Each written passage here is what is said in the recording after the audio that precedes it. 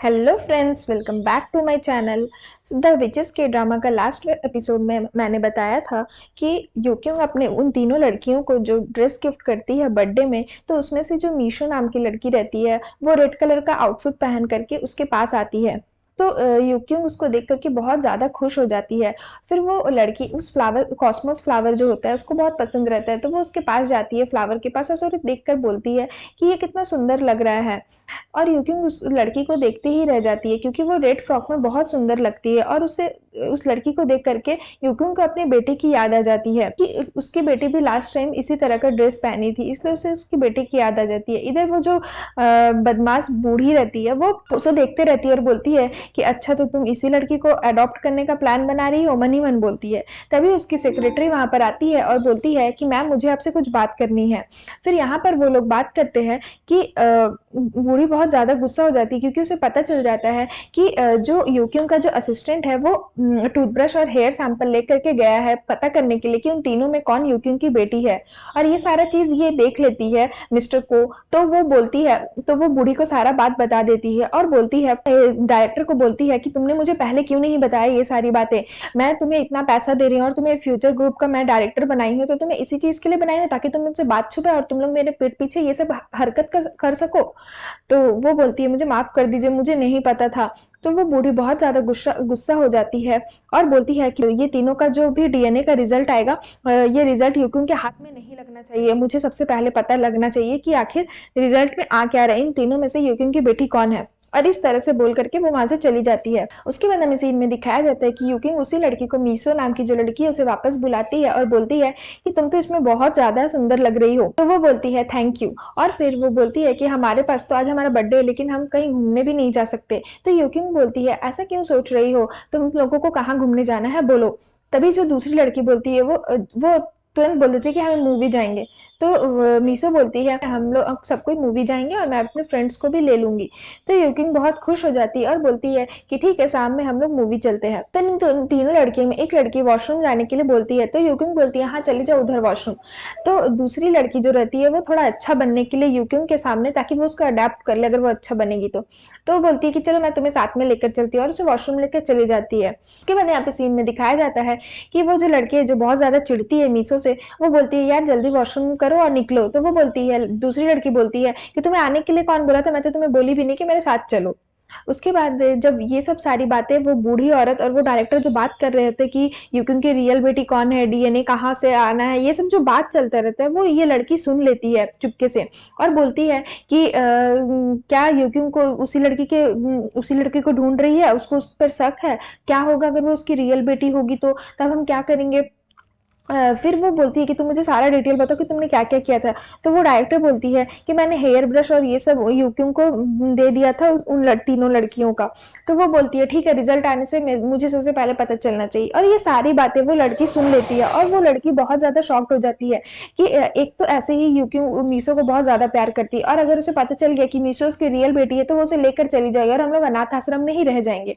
इसलिए वो लड़की बहुत ज्यादा गुस्सा हो जाती है और वो सारी बातें तो सुन लेती है, तो वो बहुत सैड हो जाती है और फिर गुस्से से वहां से चली जाती है। उसके बाद यहाँ पे हमें सीन दिखाया जाता है कि वही लड़की और मीशो बैठ करके पढ़ाई कर रहे होते हैं। तो वो लड़की बोलती है कि जो हमारी डायरेक्टर है, अगर वो तुम्हारी रियल मॉम हुई तो तुम क्या करोगी। तो वो बोलती है, मेरी मॉम तो वो हो ही नहीं सकती, मेरी अपनी मॉम ने तो मुझे छोड़ ही दिया था बचपन में, वो मेरी रियल मॉम नहीं हो सकती। तो वो बोलती है कि नहीं, अगर मान लो तुम्हारी वो रियल मॉम हुई तो तुम क्या करोगी। तो वो बोलती है कि हाँ, मैं जब भी उनके पास जाती हूँ मुझे एक फेमिलियर सी खुशबू उनसे आती है। तो फिर वो अपनी स्टोरी बताने लग जाती है बचपन की, कि जब उसे कोई आदमी परेशान कर रहा था तो वो थोड़ा सा डिप्रेस्ड हो गई थी, और वो जब भी चाकू से जब अपना मतलब कि प्रोजेक्ट बना रही थी तभी उसका हाथ कटने वाला था, लेकिन यूक्योंग ने आके उसे बचा लिया था और उसे हक कर लिया था। तो उसको उसे तो वही ये सारा स्टोरी बताती है उस लड़की को कि मुझे उनसे थोड़ी मम्मी टाइप की खुशबू आती है। उसके बाद हमें सीन में दिखाया जाता है कि वो लड़की बोलती है मीशो से कि तुम उन्हें इतना लाइक करती हो। तो वो बोलती है कि मेरी अपने मम्मी ने मुझे छोड़ दिया था तो मुझे वो अच्छी लगती है।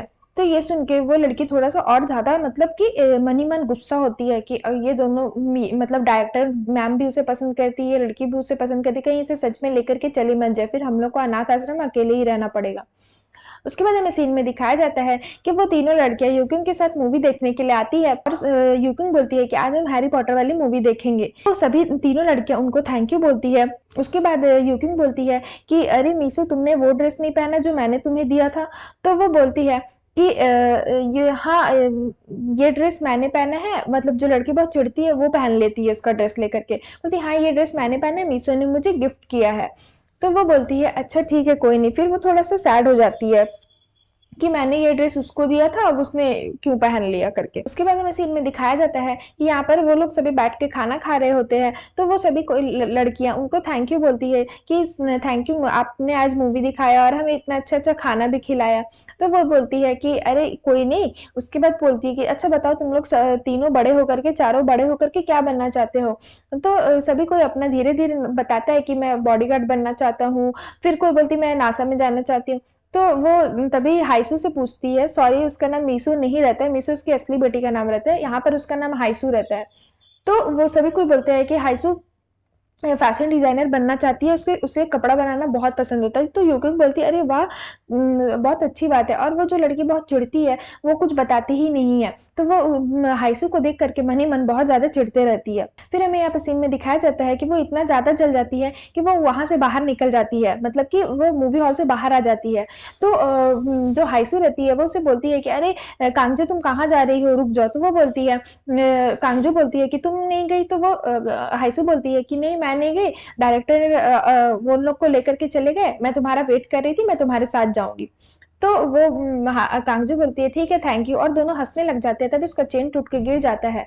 तो वो बोलती है कांगजू की सॉरी मुझे माफ करना, ये तुम्हारा चेन टूट गया। तो हाइसू बोलती है कोई नहीं, ये चेन बहुत पुराना था, और वो अपने बैग के अंदर रख लेती है। तभी वो जो ऑर्फनेज की जो उन लोग का जो केयर करती है वो लड़की, मतलब एक लड़का के साथ जाते हुए उनको देख लेती है। दोनों बच्चियां जो है वो लड़का को साथ जाते हुए देख लेती है। तो हाइसू उसका आंख बंद कर देती है और बोलती है कि ऐसे ये सब मत देखो, ये सब डिस्कस्टिंग है।